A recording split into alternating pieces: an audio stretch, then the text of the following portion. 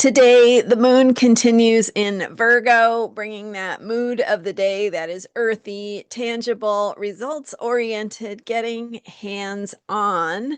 And we have come full circle for the current Virgo moon cycle. And we're wrapping up the current Virgo moon cycle as we get ready to head into the Libra new moon and a new moon cycle coming up ahead. I'm Marina Orms here with your Astro Vibe for Friday, October 17th. And good self-care for a Virgo moon is giving yourself permission to get lost in the details. And think about how rewarding it actually is. It actually can be to let go and let yourself focus. We think of work sometimes, and especially work that involves a lot of detail that we have to do, all the tasks we have to do day to day that are maybe a little bit more on the boring side. We think of that as drudgery or just no fun, right?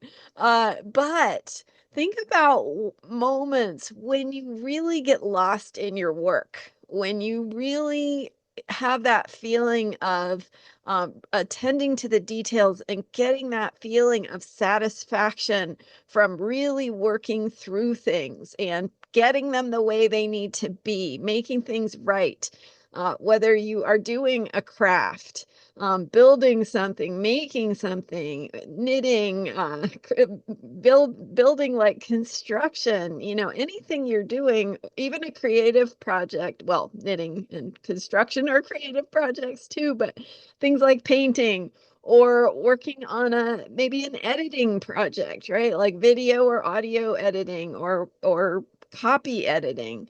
So it's like when you let yourself really get immersed in the work, you get to see something coming into being, taking shape, becoming what you want it to be. And so the feeling of satisfaction that comes with that is a gift, and we can appreciate that. We can give ourselves permission to engage in those kinds of activities, to get lost in our work, to focus on the creative process. And, just like with the Leo moon, we were talking about splashing the paint on the canvas, and you just want to get it out there and you just want to share and express. Well, Virgo really has a different kind of joy, right? It's the kind of joy we experience of bringing order or making something beautiful, creating something that is tangible at the end, that has been fine-tuned and fixed and perfected and made the best it can be. So they really work together, as does the whole zodiac. And we are really coming full circle. We began this moon cycle with a new moon solar eclipse at 29 degrees Virgo. And as I've mentioned, that eclipse was a very potent moment in the bigger picture, the bigger process, really, of the whole year, the way that things are evolving and unfolding. That eclipse kind of brought a vibe shift.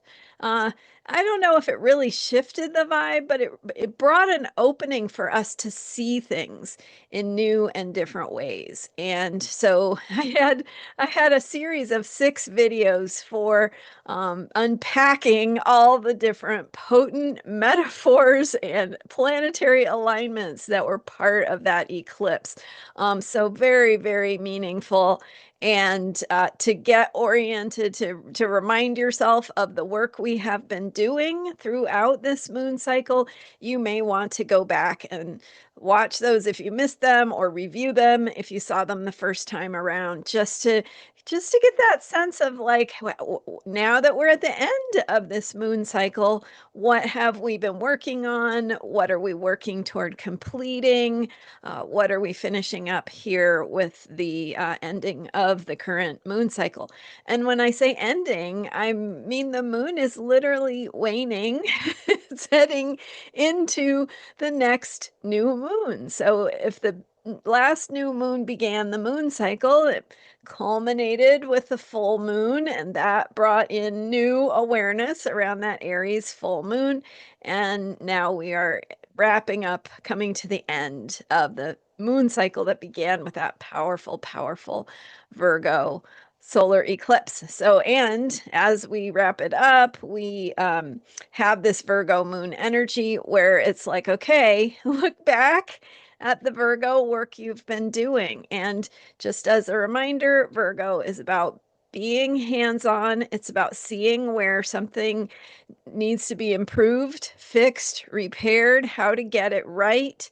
And so, among other things, one of the symbolic representations of that solar eclipse in Virgo was the pressure, the feeling of pressure and the need to get something right. And so remember, I mean, Virgo can be that ultimate critic of the ability to see what is wrong, but also it's also giving us that capacity to improve, to do better, to hone our skills and get something to really where its potential says it could be. Yeah, just like if you're knitting a sweater and you begin at the beginning, there's nothing there, right? Um, it seems obvious, but think about it. At the beginning, you have nothing. Maybe you start with a few stitches, maybe you have a row, maybe a couple of rows, and all you're doing at that point is imagining what is this going to be. But as you stitch, I'm not a knitter, so I'm probably not getting the terminology right, but get the idea here. Um, right? As you add to your creation, it starts to take shape. It starts to become tangible more and more over time. And so the energy of Virgo says, lose yourself in that process. Work on the individual details that are right in front of you. Put your love, your care, your effort into what is right in front of you, those little small steps and details and tangible things that you are working on that may seem meaningless and insignificant in the big picture, right? You just want it to be done. You just want that final outcome. But the energy and the effort that you're putting into those details is what shapes that final outcome. So, those are some things to reflect on. What have you learned about your efforts and how you can think about where you're being invited to move in directions that help to create outcomes, your own creative projects and processes, things you're working on, things you are putting your care and time and resources and effort into. And of course, for that bigger picture, as I shared last week about the outer planets and how they remind us of this bigger picture of what is changing, that takes a long time. It's a bigger picture of change that takes time. So again, we can bring this Virgo energy in to say, here is my contribution. And even though we might feel like, we're not doing enough, not good enough, that Virgo critical voice comes in.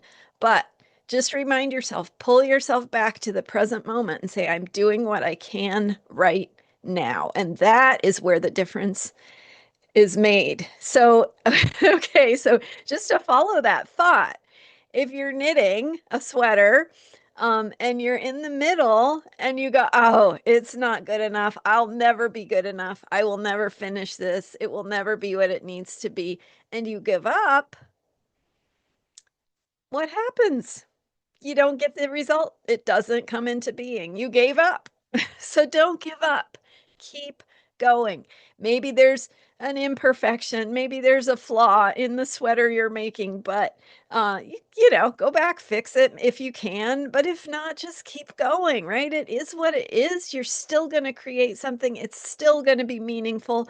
It's still going to have a final result and an impact that matters. And you cannot see that from where you are right now. So keep putting in that effort as we wrap up this moon cycle. The moon will be in Virgo on Saturday, most of the day until it goes into Libra around 9 p.m. Pacific on Saturday. And then we're heading into Tuesday mornings, late late Libra new moon. So we will have that Libra moon getting ready to join up with the sun and begin a new moon cycle. Thanks for being here. I'm Marina Orms. Astrologyheals.com is where you can book a reading with me, and you can learn about my work with the lunar nodes at transformationalastrology.com. Some great blog posts there. Learn more about my story, what I do, why I'm passionate about it, and how I am now turning it into some videos so you can have access to this really, really helpful, powerful information. All right, thanks for being here and for subscribing, and I will see you next time. Bye for now.